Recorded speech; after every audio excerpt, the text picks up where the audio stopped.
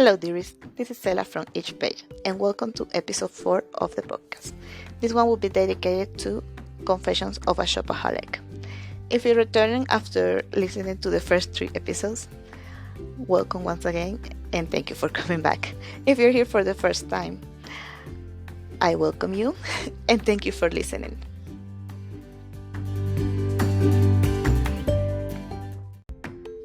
Today's book is a little of a random one.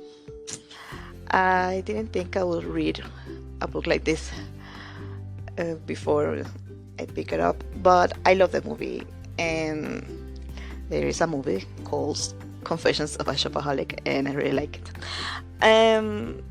So I decided to read this one, and well, it wasn't what I was expecting, but I finished it, and I got some good laughs out of it.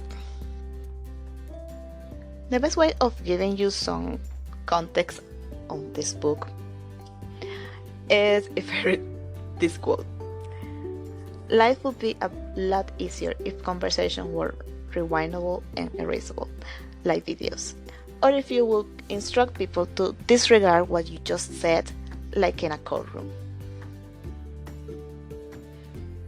This is something that the main female lead in the book says, Rebecca Bloomwood. That's the name of the character. And that is basically what she goes about in the whole book, or at least the first, 70% of it. So you can imagine how that went.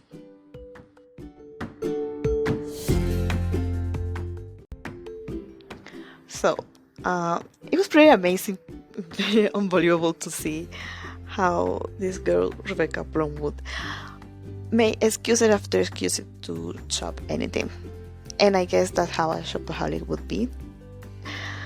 I mean, spoilers ahead, minor spoilers. She would get a bill or something and throw it in the trash, or put it in a drawer and actually believe, because I think she was a little crazy, she would actually believe that would make it go away. And so how would that be exactly?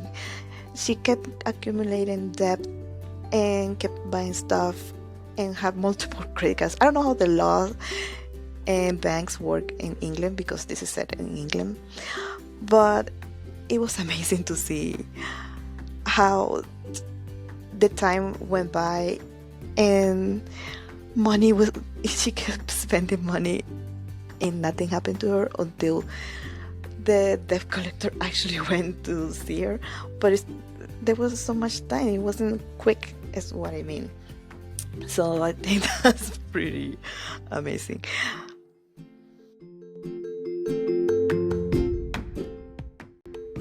Overall, I think it was a nice enough book. I did give it 3 stars, but that's because I thought, well, I finished reading it, I laughed, and would I recommend it to somebody else? Yes. Somebody who also wants to, have a good laugh and have the same experience of talking to Rebecca while she's thinking crazy stuff and replying to her every thought. So that's what I did when I was reading it. But yeah, if you ask me if I would recommend it, of course. I don't put books here that I would recommend.